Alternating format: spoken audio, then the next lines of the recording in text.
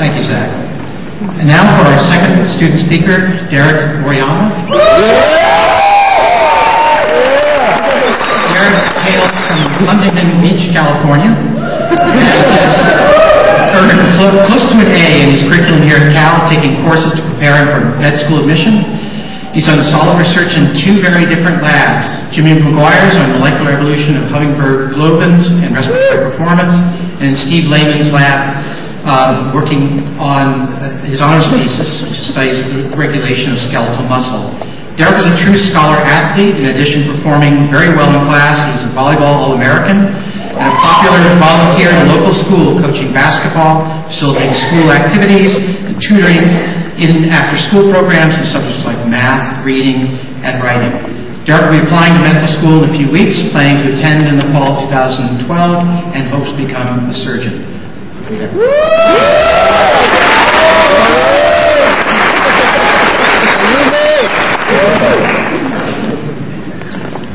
Probably should have watched the King's speech last night.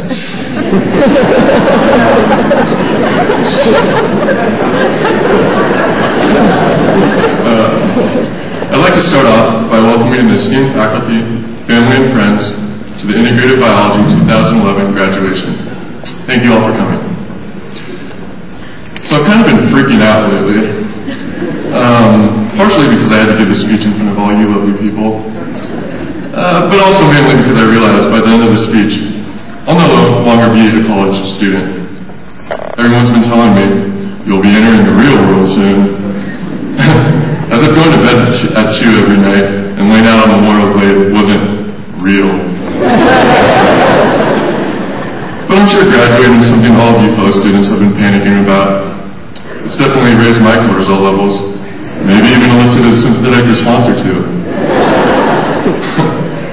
So instead of inducing an anxiety attack by thinking about the real world, I've decided to spend my last few minutes as a UC Berkeley undergrad by reminiscing about what makes Cal the happiest place on earth.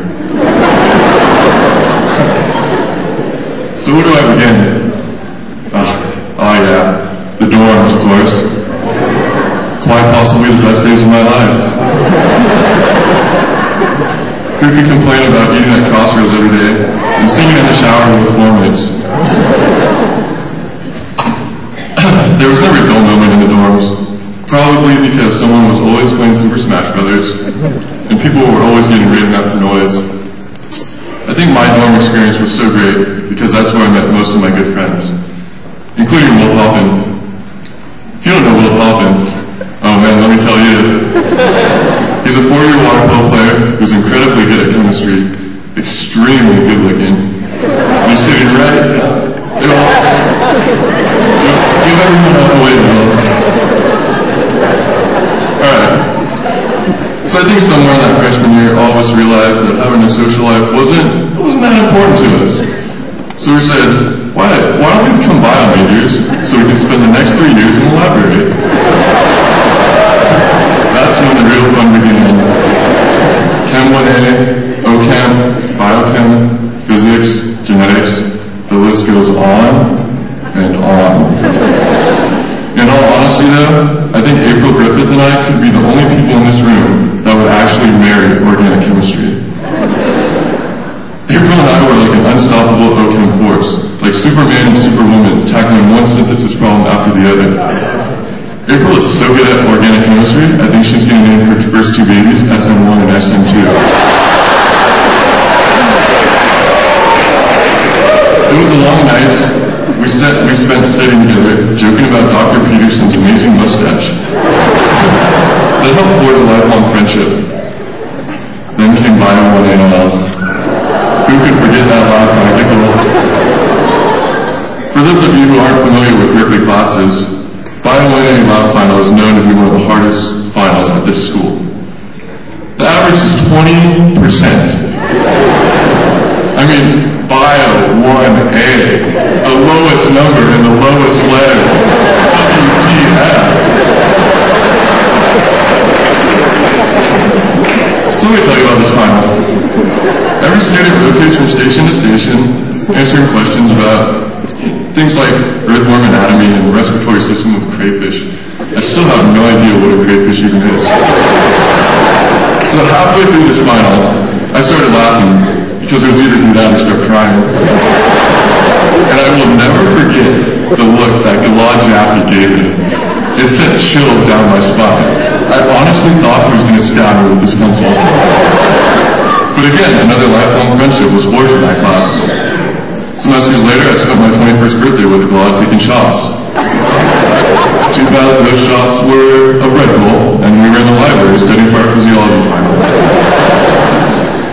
Mixed in between all the crazy classes, I remember going to football games in the fall, hanging out at Strawberry Canyon in the spring. I remember the rainy day when the fire alarm was pulled in 3 of my classes because kids had locked themselves in Wheeler Auditorium. By the 3rd fire alarm, I decided that it was a sign, so I joined the protest, only to almost get shot by a rubber bullet. It was super dodgy.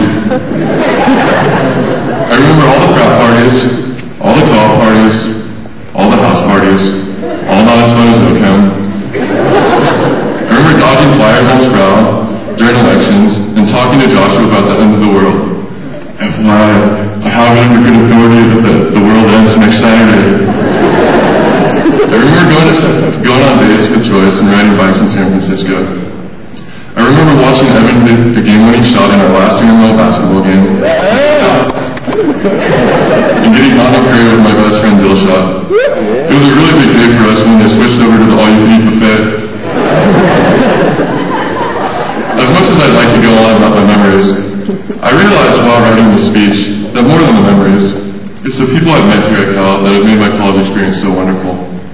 Amazing people like Jeff Shore, who wrote on the men's crew team, was a manager of the basketball team, and who worked in Dr. Lehman's lab with me. People like Polly Alfie, who's the nicest girl I've ever met, and who makes me optimistic about the world's future.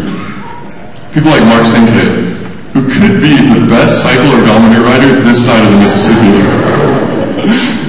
He can also recall every one of Dr. Carlson's PowerPoint slides. I don't even know if Dr. Carlson can do that.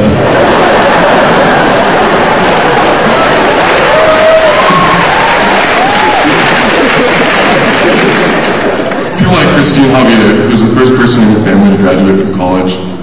Professors like Dr. Lehman, who rides scooters on stage to demonstrate the sliding filament theory. And professors like Dr. Brooks, who challenge the accepted theories of science. Grad students like Sean Gross and Shobi, who not only do research, but spend countless hours teaching and mentoring students like myself. I started this speech by expressing my anxiety towards graduating.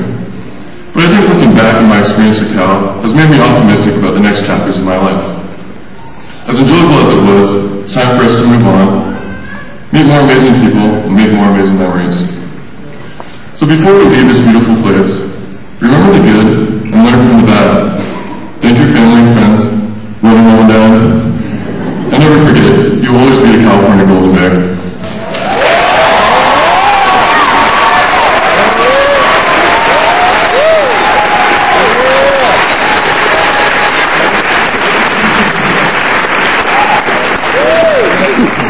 Thanks.